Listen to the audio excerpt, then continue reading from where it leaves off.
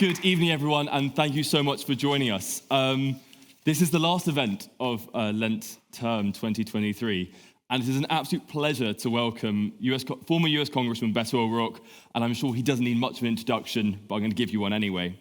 He's a former member of the punk rock band Foss. He also, I think, served in the US Congress, although I think the band bit is more important tonight. But following this, he was also the Democratic candidate for Senate in 2018, and also a candidate for president in 2020. Most recently, O'Rourke founded and currently leads Powered by People, a Texas-based organization that works to expand democracy and produce democratic victories through voter registration and direct voter engagement. So, without much further ado, Beto, thank you so much. Appreciate it. Yeah. Thank you.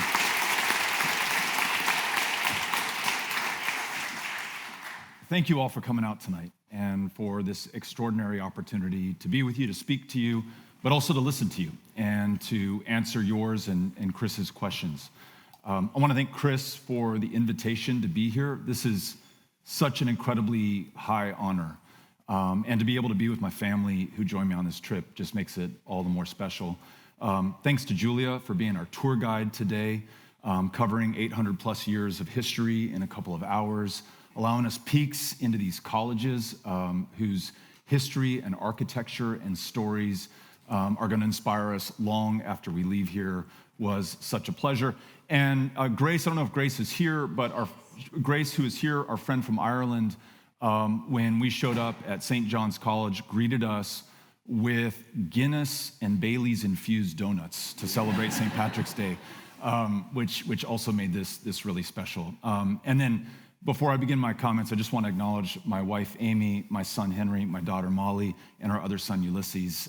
They're joining us for this trip as well, and they're also happy to take your questions at the end of my remarks. We were here at the debate last night, which I found to be just fascinating. I'll tell you why. There's nothing like it as far as I know, and maybe those also from America can add to this, but I served in Congress for 6 years, and the debates, insofar as we had debates, were really kind of pro forma, ritual, kabuki in nature. We were going through the motions, or at least those who participated in the debates were going through the motions. You could never challenge somebody directly or hold them accountable. The thought that there would be an innovative or new idea that would be surfaced was far from the minds of anyone who's elected or serves those who are elected in that institution. So what you have here, I know you know this, is just very, very, very special. Our kids who we were worried wouldn't be interested were fascinated and glued to every single word. Our daughter Molly asked for a point of information yesterday. We were so proud of her for getting involved in the debate as well. So we just cannot thank you enough for this opportunity. What was very clear to me was, though there were two sides, there was very common agreement that the status quo is just untenable, and we've got to do something about it. The march of these illiberal forces across the globe right now threaten everything that we cherish and the 800 plus years of history right here at Cambridge. But where I am most familiar with this threat is my home state of Texas, where I was born and raised, and where Amy and I are raising these three kids that you see before you right now. Texas, for those of you who have not been there, is a bold, beautiful, amazing place. Texas is both Willie Nelson and Beyonce. It's 30 million people. It's the high desert that we live in El Paso, Texas. It's the Gulf Coast. It's the Pine Curtain of East Texas. It's the beautiful high plains of the Panhandle. It is 254 counties, a state the size of the country of France. But that diversity, that beauty, all the ideas that come from all of the people who call Texas home is not now currently reflected in our government, because we have something less than a full democracy in my home state. In fact, in Texas, it is the toughest state in the nation in which to cast a ballot or to register to vote, to get your name on the roll so that you can participate in our elections in the first place. That, to me, helps to explain the otherwise inexplicable. How do you have a state that leads the nation in school shootings that just witnessed last May, not even 10 months from where we are today, the slaughter of 21 people in a classroom with a weapon originally designed for use in war and combat. And our government has done not a thing to make it any less likely that any other child, including mine or any others in our state, will meet the same fate in their classrooms. We lead the nation in the number of school shootings in Texas. Gun violence, the leading cause of death for children and teenagers. But that's not all. We're the least insured state in the nation, which means it's harder to see a doctor or get medication in Texas than it is anywhere else in the union. We lead the country in childhood diabetes deaths, a totally preventable outcome. And we have the most extreme abortion ban in America now, meaning that it is impossible for Texas women to make their own decisions about their own bodies, their own future, their own health care, which leads not just to denial of abortion, but a maternal mortality crisis that is killing Texas women, especially Texas Black women, faster there than anywhere else in the other 49 states of the union. That is not what we, the people of Texas, want. That is what happens when you don't have a democracy, when those in power have rigged the rules to keep themselves in power and to grow their power. I mentioned it's harder to vote and to register to vote. Let me give you some examples. In Texas, over the last 10 years, we've closed down 750 polling places, twice the number of the next closest state. So on election day, outside of an historically Black college like Texas Southern University in Houston, Texas, you'll see lines that stretch 6 hours deep, people waiting to be able to cast their ballot. And for every person who can wait or is willing to wait 6 hours to vote, imagine the numbers who are working too many minimum wage jobs to be able to afford to vote, or taking care of their kids or their parents, or just don't want to suffer the indignity of waiting in that 6 hour line. In Texas, you can use your license to carry a firearm to prove your identity at the polling place so you're allowed to vote, but you can't use your student ID at the University of Texas at El Paso to do the same. And in Texas, based on your race or ethnicity, you will be drawn in to a political district that minimizes your voting power in the next election. No wonder so many millions of our fellow Texans have chosen not to vote or functionally, effectively, are prevented from voting. And then there's this. This is the most pernicious aspect of the attack on democracy in Texas. There are those, especially young people in Texas, who see what's going on in our state, the mass shooting in Uvalde, Texas, that I referenced earlier, and wonder if we have this democracy and if people are voting and we still have the same outcomes, then what matter does it make if they register, if they put their names on the rolls, if they go down to the polling station and actually cast that ballot? In this last election, where I was a candidate for governor in 2022, only 1 out of 4 young people, ages 18 to 29, cast a ballot in the state of Texas who were already registered to do that. They'd already passed the hurdle of getting their names on the rolls, but they did not go down to vote. 75% of those young people did not have a voice in that outcome. Now, this sounds like a pretty hopeless situation, and one can be tempted to despair, as I believe many of those young people have been tempted to despair. They just assume that what I described right now is our permanent future, fate, and fortune in the state of Texas. But I turn to history, which tells me that not only can we overcome these challenges, we have overcome much larger ones before against much greater odds. I'll give you one example as I wrap up. 100 years ago, almost to the day in 1923, in the great state of Texas, our state legislature banned voting by African Americans. Now, it wasn't a euphemism. It wasn't how many jelly beans are in this jar. Can you recite the state constitution? We're going to conduct a literacy test to make sure that you can read the ballot before you go in. No, in black and white, it said if you are black, you cannot vote. In El Paso, Texas, my hometown, there was a doctor, African-American doctor named Lawrence Nixon, who had participated in every single election before that white primary law was passed in 1923. Paid his poll tax, in fact, in 1924, so convinced of the power of democracy and the effort that he had to make that even though it said he could not vote, he was going to try. When he got to the head of the line, the election judge, who recognized him by sight and referred to him by name because he'd never missed an election, said, "Dr. Nixon, you know we can't let you vote." And Nixon responded, "I know you can't, but I've got to try." For the next 21 years, he made this the singular effort of his life, winning 2 signal Supreme Court victories so that by 1944, our elections in Texas, at least nominally, were integrated. But his effort over those 21 years, that lonely, long, desperate, but necessary and urgent fight, also laid the path for the Civil Rights Act of 1964 and the Voting Rights Act of 1965, signed by the first Texas president, Lyndon Baines Johnson. So if Texas was the epicenter of voter suppression and voter intimidation 100 years ago, which it was also the place that produced the heroes that would overcome them in Dr. Lawrence Nixon and President Lyndon Baines Johnson. But I'll say this, those who also made it possible were those of your generation, which has been true at every major turn of our democracies, whether here in the UK or back home in the United States of America. We just saw the production of Hamilton in London.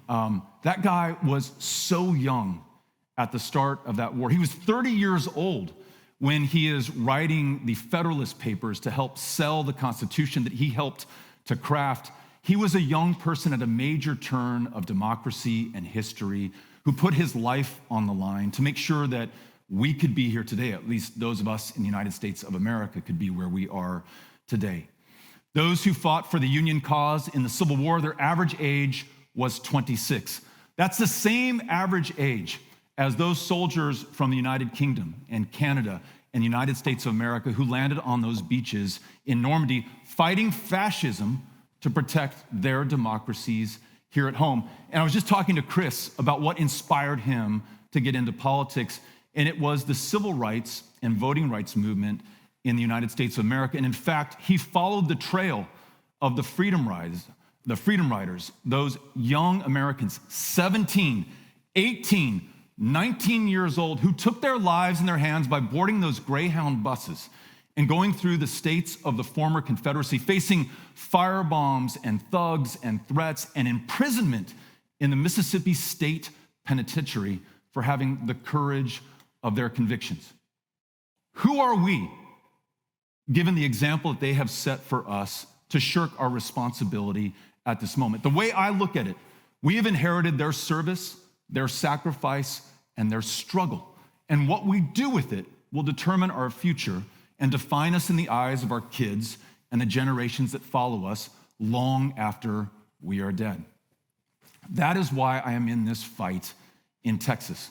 Regardless of the odds, maybe because of the odds, I know that it is so important that we ultimately prevail. We've registered more than 260,000 new Texans to vote. I keep running for office in that state, even though the last time a Democrat was elected to statewide office in Texas was 1994. The last time a Democrat was elected governor was 1990. Happens to have been one of our best of all times, the historic Ann Richards. But I know, just like Nixon, that we have got to try. And I also know that we are so lucky, because how many generations can, like ours, count ourselves on the front lines of the fight for everything that we care about? Based on what we do, win or lose, the entire course of history following from this will be shaped. We cannot be found wanting. So my message to you is that, yes, these are desperate times, but do not be tempted to despair. Stay in this fight. It will not be won in one election cycle, by one campaign, or even by one candidate, but it will be won by all of us if we stay in this fight. If we try, we will ultimately prevail. Thank you for having me here today. I appreciate it. Thanks, Chris.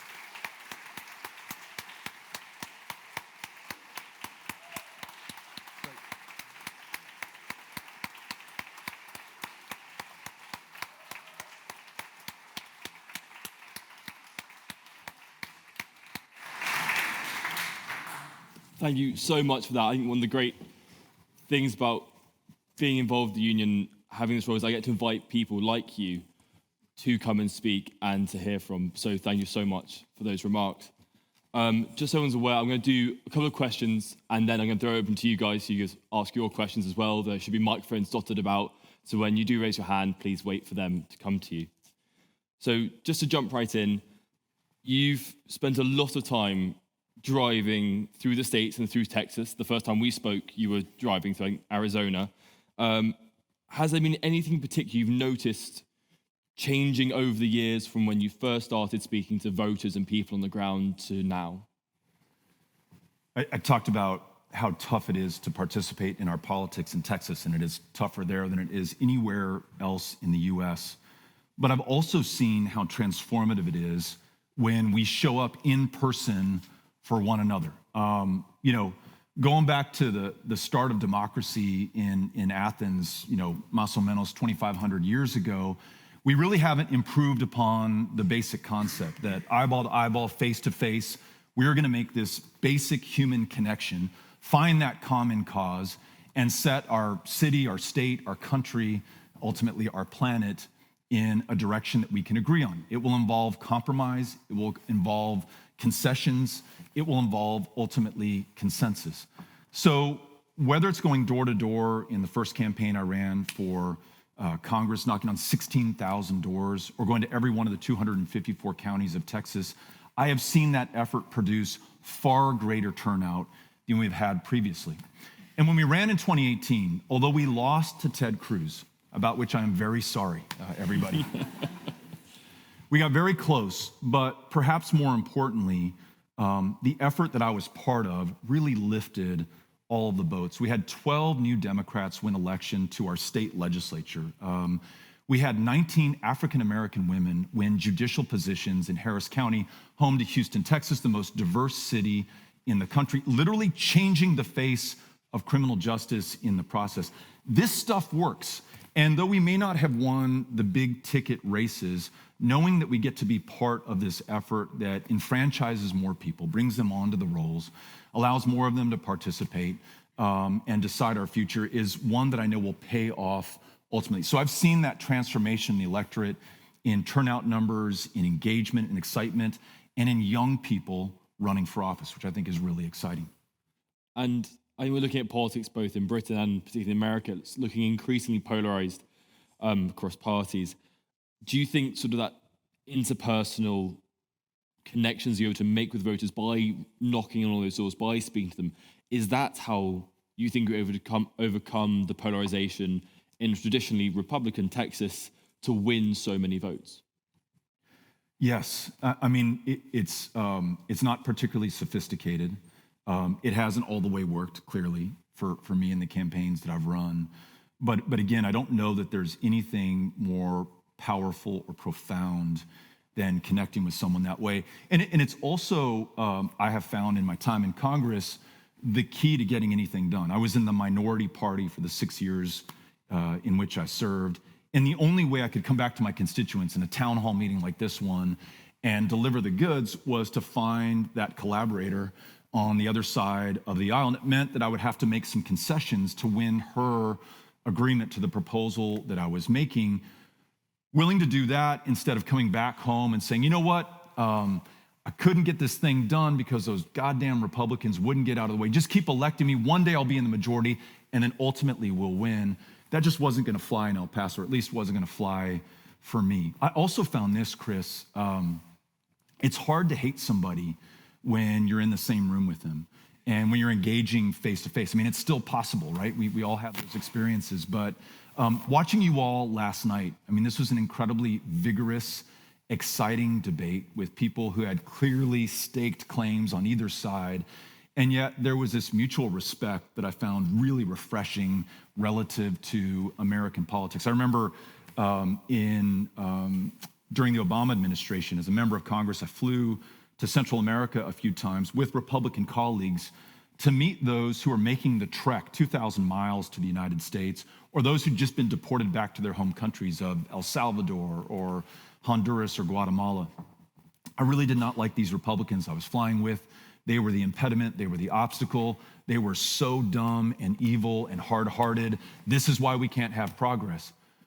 spending that time with them on that trip, watching them ask questions of those who'd just been deported, trying to understand what motivated them, moved them, wanting to see their families do better, seeing real compassion, and also in frank conversations, maybe with a pint between us, their admission that they also have to respond to the politics of their party and their constituency, and there's a limit to their ability to maneuver, and they're trying to find that outside edge. I really began to like them, and some even admire. And so I think we're missing that desperately in American politics right now, that ability to engage face to face, to not be defined by our differences or our division, by instead what we hold in common. And you seem to have that by and large here. I mean, I've been here 24 hours, but we need that again in the US. And I don't know that you get it on TV. I don't know that you get it through campaign spending. You certainly won't find it on social media, which really rewards tagging people and beating people up and thrashing them to the enjoyment of your followers and fans. It takes the old-fashioned conversation that you and I are having right now and that I saw last night. Do you think that you can have this sort of interpersonal way of reducing polarization, of making these connections? Can that really be scaled up to the national level, to the scale of a whole country? Is that possible? I think it's possible. I mean, the alternative is really unthinkable, which is a further fracturing of America. I take no consolation in the fact that Joe Biden was ultimately sworn in after that January 6th insurrection attempt in 2021. That insurrection attempt is slow rolling, but is ongoing right now.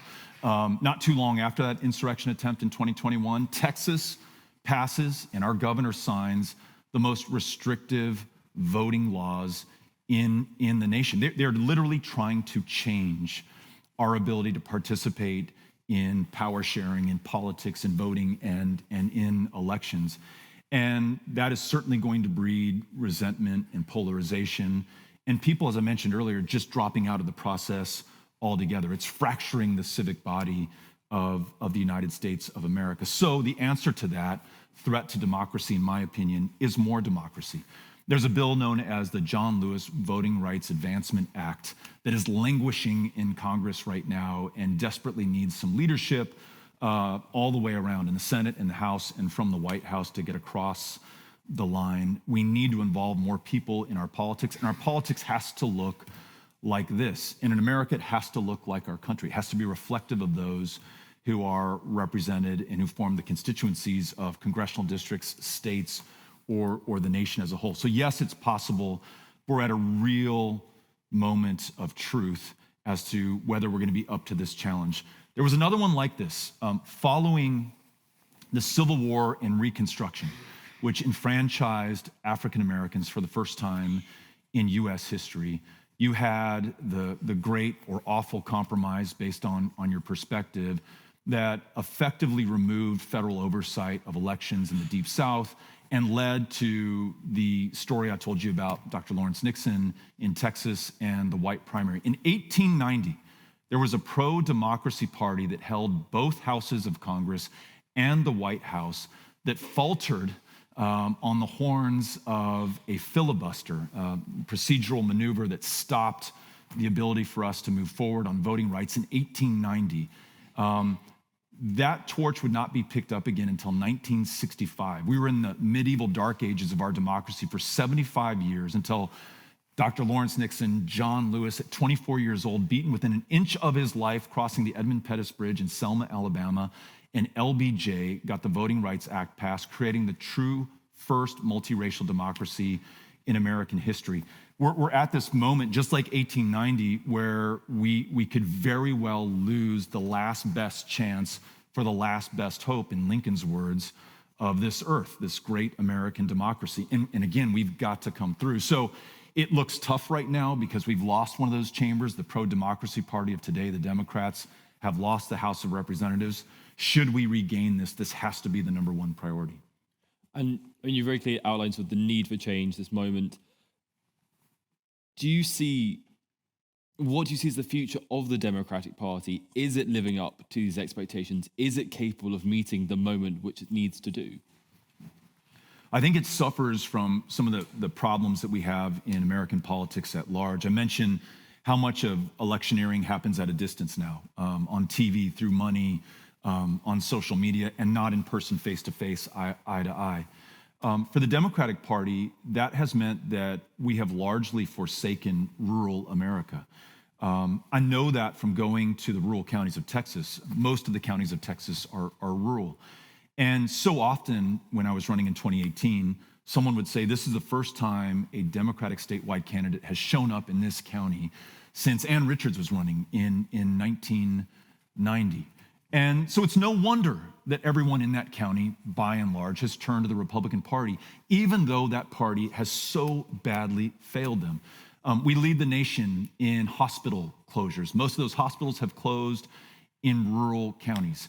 In rural Texas, 50% of those who live there cannot reliably get online. So try finishing your education or finding a job or starting a business or finding a date tonight if you cannot use the internet, which 50% of rural Texas cannot. Their schools are failing, their teachers are underpaid, but it's really a one-party system there. There's no accountability for the Republicans because there's no competition in our general election in November. So we've begun to make inroads in the campaigns that I and others have run in Texas starting in 2017 and 2018, but there is such a long road for us to hoe there. And not only is it going to take time, it's going to take candidates from those rural communities stepping up and offering that alternative. When the Democratic Party finally seizes that opportunity, we are going to be far more successful in places like Texas. And quickly, let me tell you why Texas is so important beyond the fact that it's home to 30 million. This is where we live in El Paso. Texas has 40 electoral college votes. The last time a Democrat won Texas was Jimmy Carter in 1976. If Texas swings into the column of competitive states for the Electoral College, if the Democratic nominee, Joe Biden or whoever it might be in 2024 or in later years, is able to win Texas, it forever changes the political landscape of America and what is possible for our country. Want us to lead on confronting climate change before it's too late? We need to win Texas. Want to stop this awful epidemic of school shootings? We've got to win in Texas. Want to have a national health care system where it's not a matter of fortune or fate or income as to whether or not you're going to see a doctor? We've got to win in Texas. And to win in Texas, we've got to appeal to and elevate rural candidates to make that possible. That's something the Democratic Party has yet to do. Once it does, we will start winning. I'm glad you mentioned Biden. Do you think he is the leader that can win Texas? I think it's possible. You know, he outperformed Secretary Clinton, who outperformed President Obama, who outperformed the Democratic nominee before them, all without any investment from the National Democratic Party. This is the inertia of our politics and the changing demographics or political preferences of our state. Imagine if real investment were made in Texas.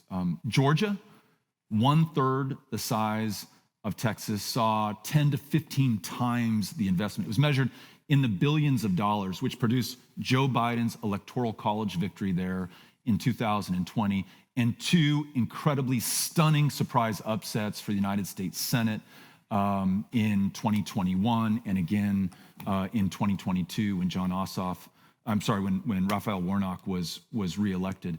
So if the Democratic Party and donors in our country, and I hate that so much of this is decided by money, but it is, if they would invest in Texas, commensurate with our size and the opportunity, and if we do some of these things that I just described about reaching out to those who've been neglected or left behind, we're going to start to win in states like Texas. And yes, Joe Biden, as the head of our party, has the power to do that. Do you think, I'm trying to nail you on this one, do you think he should be the head of your party? I think he's done a really good job.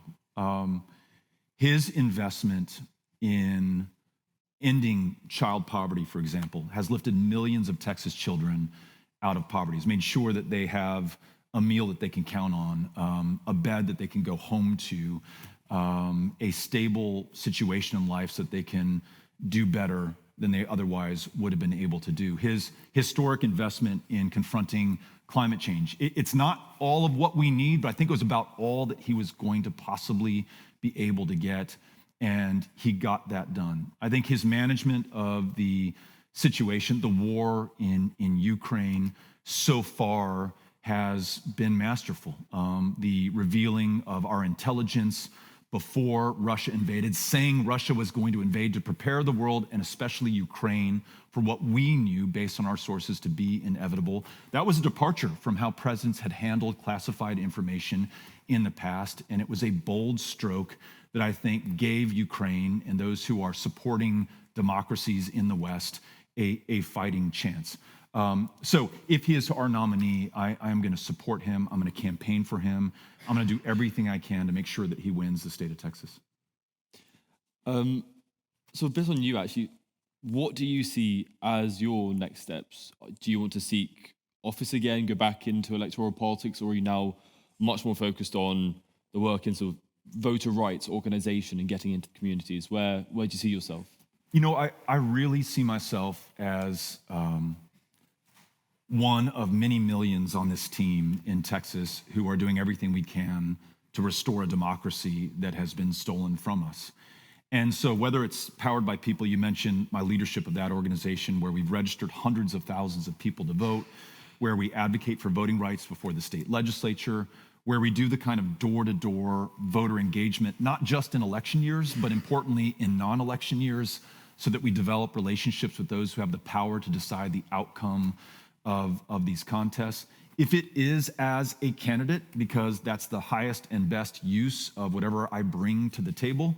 If it's me not being a candidate because it is unhelpful, I'm just going to do whatever the situation and the moment calls for. But I speak for Amy in this. We have devoted our lives to this work, and we are going to do whatever it takes. And again, looking at someone like Dr. Lawrence Nixon, who labored for 21 years to bring about the change that he knew he would be able to achieve if he just stuck with it, which was aligned with our founding principles, but which was not going to happen if he didn't give it every single ounce of effort. We've got to do our part. And so I kind of just leave myself open to whatever that's going to take.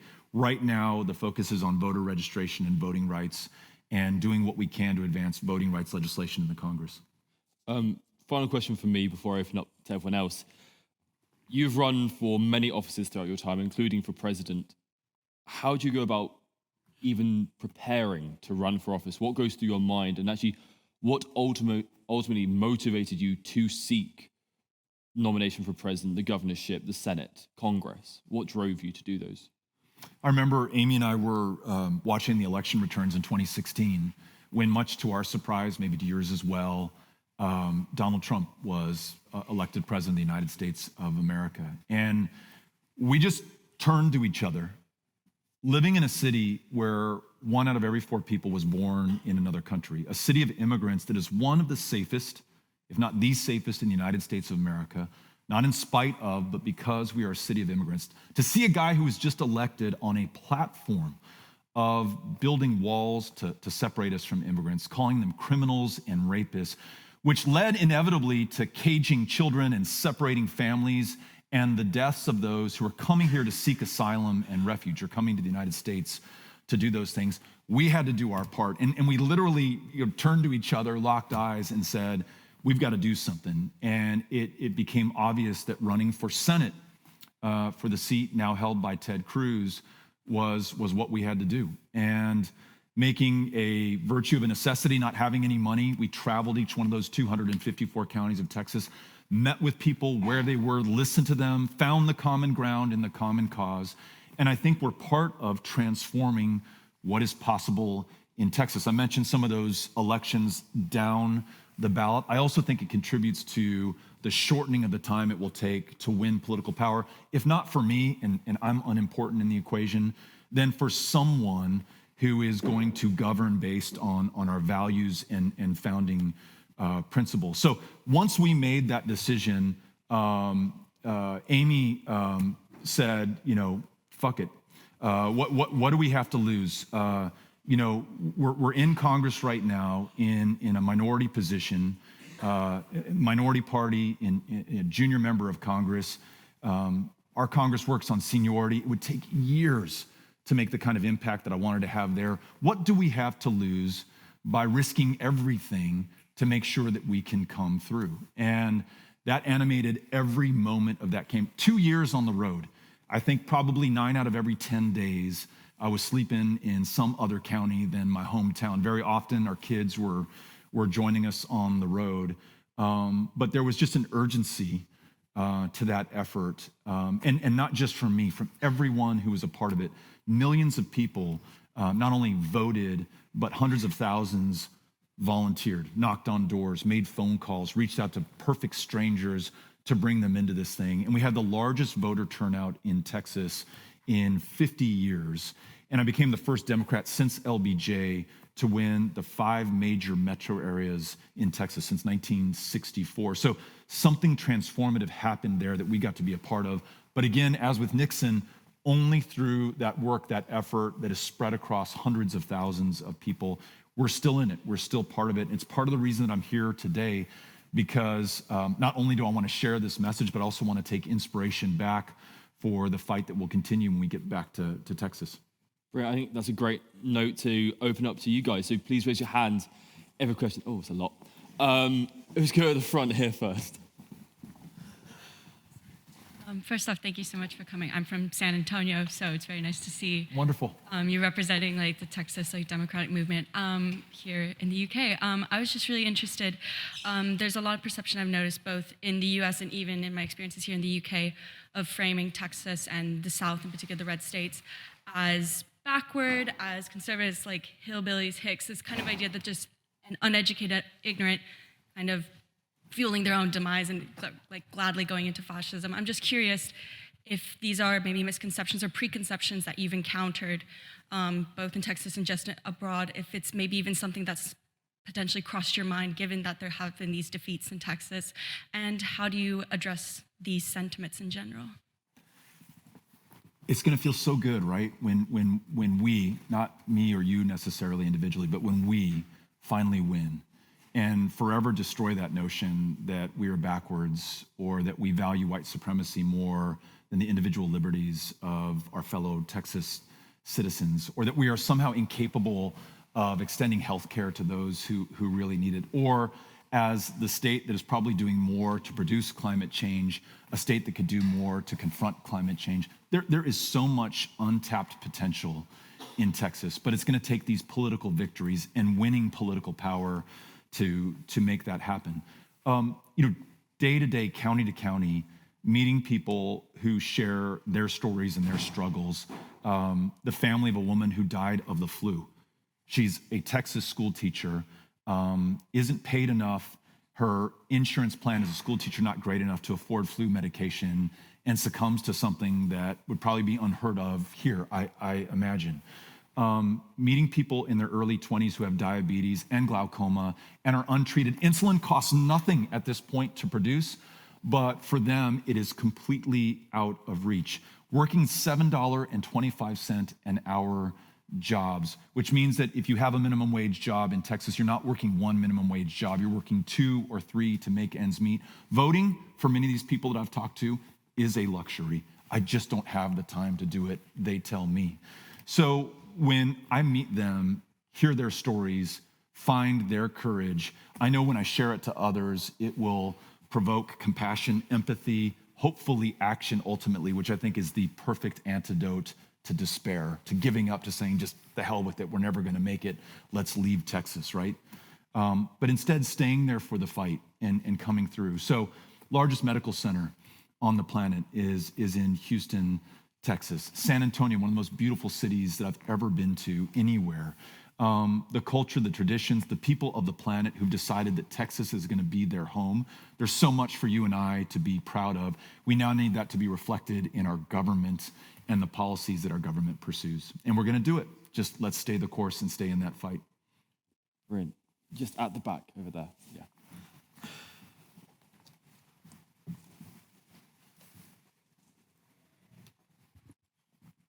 Thank you very much for coming today. outside of Texas and Florida, where there's some of, as you said, some of the harshest voter repression methods, during the recent midterm elections, the Republican Party underperformed most expectations. I think they lost a Senate seat, only gained a handful of House seats, and one of their most infamous members, Lauren Boebert, who barely held on to one of the most gerrymandered and safest seats in the country. Do you think that that was just an anomaly and a sort of perhaps a more momentary reaction to the Roe versus Wade Supreme Court ruling, or could that represent the beginning of a wider backlash against a lot of the voter oppression and polarizing rhetoric that you were talking about before?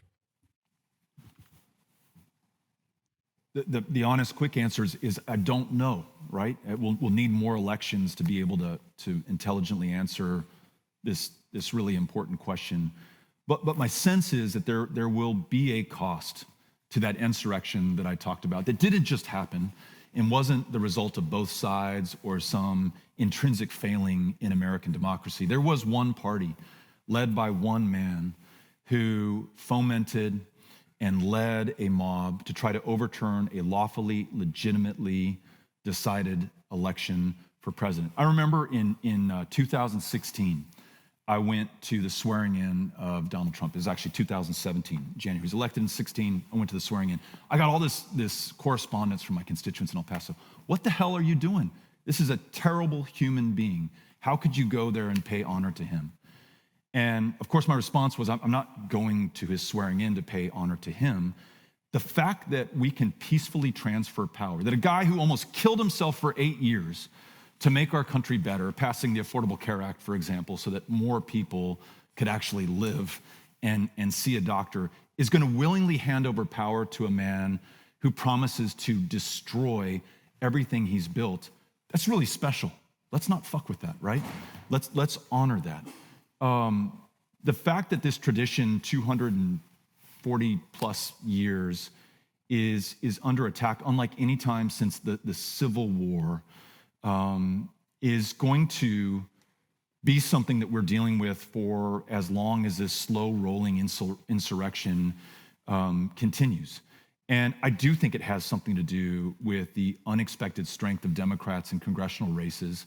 I know it has something to do with President Biden's beginning growth in some popularity and polling numbers.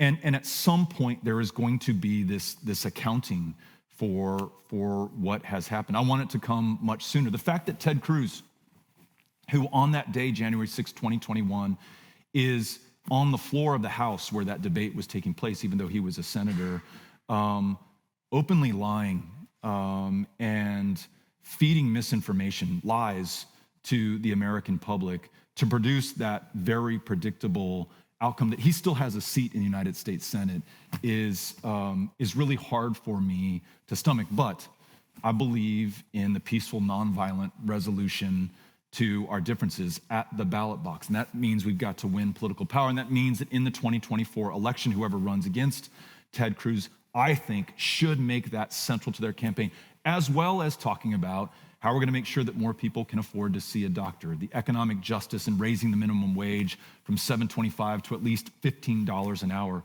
making Texas the powerhouse in leading the fight to confront climate change before it's too late. But let us not forget this great democracy. I mean, there are people far smarter than I am who say, listen, this is an abstraction. It's not the thing that people care about day to day. You cannot run on that. I just happen to think much higher of my fellow Americans and think that had an impact in the 22 elections and will in the 24 elections. Great. Just in the front row at the very end.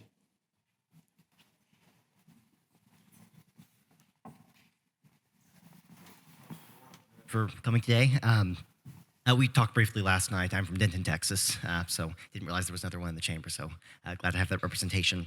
I did want to ask a follow-up question to what we've been talking about in terms of the shifting electoral politics of Texas, where you brought up narrowly being beaten out by Ted Cruz in 2018, but then at the same time, though, in 2020, Ron Cornyn won his seat, his re-election it was not particularly close. And then, of course, in 2022, you lost to Governor Abbott by 11 points. So there still continues to be certainly surprising things that do happen in terms of the shift, but overall, Texas is still remaining solidly Republican, and especially with voting shifts with regards to southern Texas especially, that have been very surprising in recent years. I was just curious as to your thoughts as to how the Democratic Party might appeal to more voters in Texas and what you might purpose for in terms of reacting to this shifting demographic landscape. Yeah. I think part of it is spending the time and resources in parts of Texas that Democrats have forsaken for the last 30 years. We talked about rural Texas. It also involves not taking for granted those parts of the state that have voted solidly for Democrats for as long as we've been a state, the Rio Grande Valley, for example. I mean, I think one of the dirty secrets of the Democratic Party is that if Republicans are trying to suppress the vote of black and brown voters, I mentioned those 750 polling place closures, the vast majority of them concentrated in the fastest growing black and brown neighborhoods. The dirty secret about Democrats, hopefully present company excluded, right, is that they take those same voters for granted. If you're black, if you're Hispanic, you're voting for me, so I don't have to worry about you. I don't feel that way, to be clear, but I think for too long, Democrats have operated that way. And the bright, shiny thing has been that suburban white soccer mom in Denton, Texas. We're gonna go win the suburbs of Dallas-Fort Worth, right? And then all of our problems are solved. Well, you have to be in Denton, but you also have to be in Amarillo. You also have to be in McAllen and the Rio Grande Valley. You also got to be in El Paso. It's a big state. It's really hard. If this were easy, we would have won political power by now, but it's not. So we've got to put in the effort. So I think doing those basics, what you and I would say in America, the blocking and tackling, is incredibly important. And the Democratic Party in Texas has not done that for a very, very long time. And the National Party has not invested a dime in Texas, as far as I can tell, at least not in my adult life. But the greatest challenge, and I touched on it briefly in my opening remarks, is the decline in voter participation amongst young people. Part of the reason that I did so well in 2018 is we saw a absolutely unprecedented surge in young voter turnout. I think it was up 500%. It was really low to begin with, so it had a lot of room to rise, but it was up, and it made a huge difference. Young voter turnout was down this last election. I was talking to a young person, and I said, tell me why so many of your peers did not vote in this last election. And he said, I think they don't see anything changing, and they're so frustrated. And one of my big issues, he told me, is gun violence. And I said, well, what do you think has to change for us to be able to make progress on gun violence? And he said, all the things that you would think would have to change or happen have already happened. Sandy Hook, Parkland, Santa Fe High School in Texas, where 10 people lost their lives. Uvalde, where 19 kids were shot up with this weapon of war, this high-impact, high-velocity round that so destroys your body that their parents had to identify them by the shoes that they were wearing. This kid's like, look, if that doesn't change things in this country or in this state, surely voting's not gonna do anything, right? Now, I happen to think that was a wrong conclusion for him to reach, but I have to listen to him and figure out how I reach him and others like him who will once again allow their hopes to be raised and make the effort to participate in our politics. Again, 3 of the 4 young people who didn't vote were already registered to vote in Texas. All they had to do was go to that polling place and cast that ballot. So that loss of hope, that temptation to despair, that's the thing that we've got to work against by young people. Those young people could have turned that 2022, 2020, even that 2018 election if they turned out an even higher percentage. So that's central to my mission in life, at least. And so much of the time that I'm spending right now in politics is with young people and with young leaders and getting behind them and taking orders to make sure that we come through, because I think that's the answer ultimately. Second row at the very back. Hi. So this week, it's 20 years since the US-led invasion into Iraq. And, the US has in the past intervened in variety of places, some of them more successful. I'm thinking Bosnia generally successful, others less successful. And correct me if I'm wrong, but I believe you've kind of spoken out against, for example, arming rebels in Syria and so on. So I wanted to get your thoughts on this like liberal interventionism, the US role in the world as the world's police officer, and how that's kind of changed in the 20 years since Bush and Blair went into Iraq. One if not the worst, foreign policy blunders. I mean, there's no word that fits how badly mistaken we were in invading Iraq, and the destabilization, the loss of lives, US, British, Iraqi, and otherwise, the wars that we're still winding down in Afghanistan, in Syria, in Yemen, all the places where we send our service members to take the lives of others and risk their own lives in the bargain. There has got to be a better way, right? And I don't pretend that it is easy or that those in power had easy choices before them. What we do know is what we did that was wrong, and the Iraq invasion is case in point.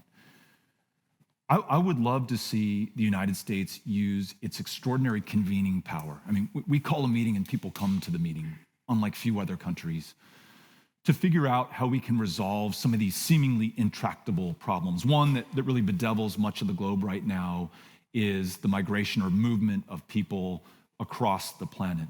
You know, why have we not, the Biden administration, the Trump administration, the Obama administration, convene the leaders of the Western Hemisphere, including Cuba and Venezuela, people that we may not like and may not agree with, but who have a stake in the outcome, around the table, and find out how we can address these issues so that we're not building walls or separating families or deporting people back to their home countries. Why did it take the invasion of Georgia and the invasion of Crimea and the war in the Donbass, and then finally the invasion of Ukraine, for us to rally the Western democracies and NATO and so much of the rest of the world around this threat that is Vladimir Putin and his government in Russia today? I think there's really been a failing in American diplomacy. Now, look, America's not the only one who should be leading in this, and I don't want to leave that impression, but we have a singular, unique impact on the world as arguably the last remaining superpower. And we can use that primarily militarily, as we have in the past, or we can use that through diplomacy, convening, bringing people together, and operating with the humility of knowing that those whom we seek to help very often have the solutions in hand right now if we would only follow their lead instead of trying to impose it upon them, whether that imposition is democracy or nation building or whatever it is we call it at the time. So I am very hopeful that this and future presidents will see an opportunity to use diplomacy and peaceful means to achieve our goals on this planet while not being Pollyanna-ish about the very real military threats that we face, most obviously today, Russia in Ukraine. We started a bit late, so I'm going to try and do a couple more with time. So just at the front here. So there's the famous saying in Europe that America has two parties, a right-wing party and an even further right-wing party. From your experience in politics, how true do you think that is? And then also, sort of with your experience, how much of a barrier, you've spoken a lot about inertia to change, how much of a barrier do you think comes from within the Democratic Party, the fact that it's the party of AOC, but also of Joe Manchin? Thanks. Yeah. Well, I think those two examples of Congresswoman Ocasio-Cortez and Senator Joe Manchin, he on the far right wing of our party, he won't even call himself a Democrat now. At least that was the case in his last Fox News interview. And Congresswoman Ocasio-Cortez, who probably, you would say, holds up the left wing of our party. The fact that our party is big enough to encompass these seemingly opposing worldviews, or in maybe other words, that there's enough in common there that at one time they could have both called themselves Democrats, gives me some hope, because in answer to some other questions asked, if we're going to win in states like Texas, we're going to have to appeal to a larger and larger population of active voters, or find a way to break the logjam on voter suppression and voter intimidation, which at this point seems unlikely given the inaction on voting rights legislation in Congress. So I see opportunity there. But I also see some problems. I mentioned the unwillingness of Democrats, present company excluded, to go into rural areas, or the willingness to take voters of color for granted as being in the pocket of the Democratic Party and going off and chasing the new soccer mom in suburban Texas. We have to do a much better job at the basics of campaigning. Once in power, we absolutely have to deliver for people and show them how putting a Democrat in a position of power makes their lives better. You can see a doctor now. You don't have to work 2 jobs to make ends meet. You don't have to wait in a 6-hour line in order to be able to cast your ballot. You're treated like a full, real human being. You can teach history in your school. In Texas, you may or may not be aware of a debate about critical race theory. It's something that sometimes Democrats are afraid to engage in. I'm not. I think we should tell the full, true story of how we got to where we are. It's not always pleasant. It's not always easy, but I think we'll be a better people for knowing it. And then immigration. I think your point about, conservative and very conservative rings true on the issue of immigration. I see Democrats so afraid to champion the idea that we are a nation of immigrants, are made much better by those who seek a better life, not only for themselves, but for all of us by coming to our country. Immigrants who commit crimes at a far lower level than those who are born in the United States, who pay far more into our system than they'll ever receive, who contribute in ways that are immeasurable in terms of culture and life and family and language. I want to see a champion on our side for immigration, but what I see far too often is the lightweight version of Republicans. I want to build a wall, but just not as much of a wall. I want to deport them, but not as quickly as you deported them. Biden administration is considering family detention right now. You've made it 2,000 fucking miles the length of our hemisphere because you couldn't stay in El Salvador because your daughter would be raped and killed. You rode atop, not inside of a train known as the Beast or La Bestia. You finally come to our front door, and now we're proposing to lock you and your family up and deport you back to the place from which you fled in the first place. I want to see Democrats stand up for our values. And in that issue specifically, we are really wanting right now as a party. There are exceptions, and I hope to be one of those, or I hope that I am one of those in Texas. But I think there's some truth to that criticism, but I think there's some opportunity in terms of how big that tent is in our party right now. I'd just like to see us have the courage of our convictions on the things that we really care about. Brilliant. Just in the second row there. Thank you so much for your speech. I found it really inspiring. What I was particularly struck by was your insistence on having to try despite the difficulties of achieving or attaining the goods that you want by engaging in politics. So I wanted to ask, in what ways is the act of engaging in politics valuable regardless of whether it actually delivers the goods? Is it that it increases the hope of delivering them next time, or is it more than that? I don't know, as far as democracy is about attempting to rule and be ruled in turn, the act of engaging in it is inherently valuable.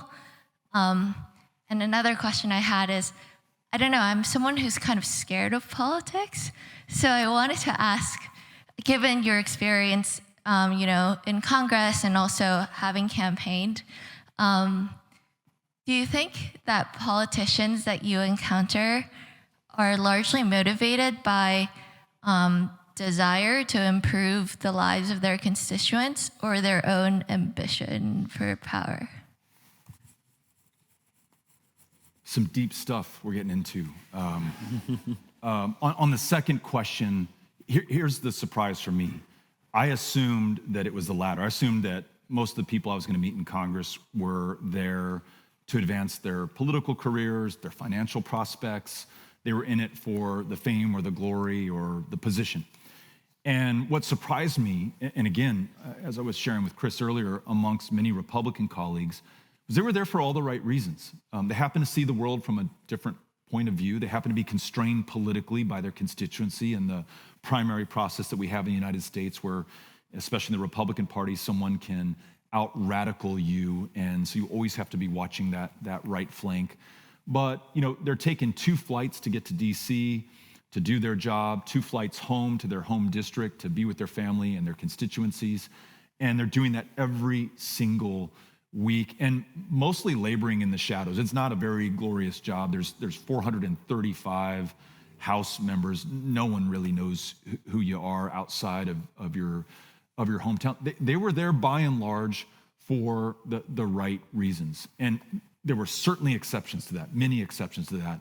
But it kind of restored my faith in people and my hope that if you and I can just sit down without cameras and without the party leaders in the room, we're going to find some common ground. And I was able to do that time and again on legislation that I wanted to advance. I would find that Republican colleague who saw things close enough to how I did, and through consensus, we were able to get the House, the Senate, even Donald Trump to sign that legislation into law.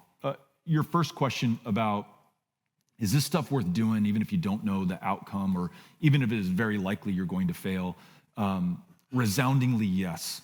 Not intuitive, not always obvious to me, but I have found that when I'm down, when I am tempted to despair, getting out there and doing something, knocking on a door.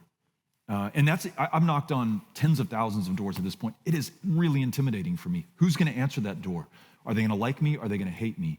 What's this exchange going to be like?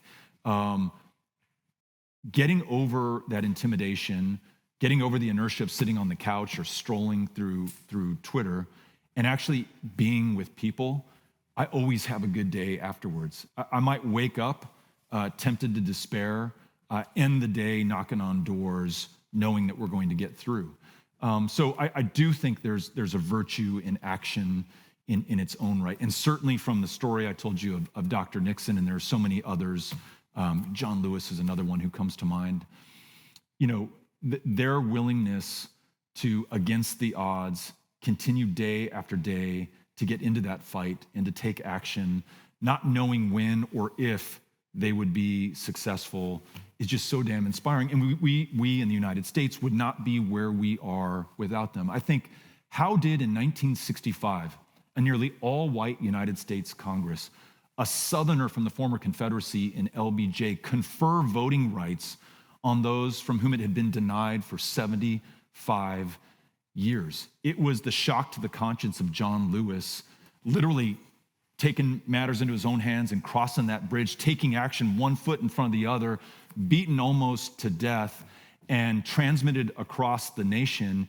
It galvanized America, and it forced Johnson's hand. Within 8 days, he convenes a joint session of Congress, and by that summer, he's able to sign that bill into law. Power comes from the most extraordinary places. You don't have to have a title or hold an office to be able to use it or find it or give it to others. And so I hope that's a message that I can leave you with today, that this moment from each of us calls for action. And with that action, I am confident that we have a chance to come through. I think that is a brilliant note to end on. It's been an absolute pleasure. I'm so pleased with the last event that I was able to do here. So thank you so much, Beto. And thank you everyone for coming this evening. Thank you, Chris. Appreciate it. That was wonderful. Thanks very much. Thank you. Thank you very much. Thank you all. Thank you.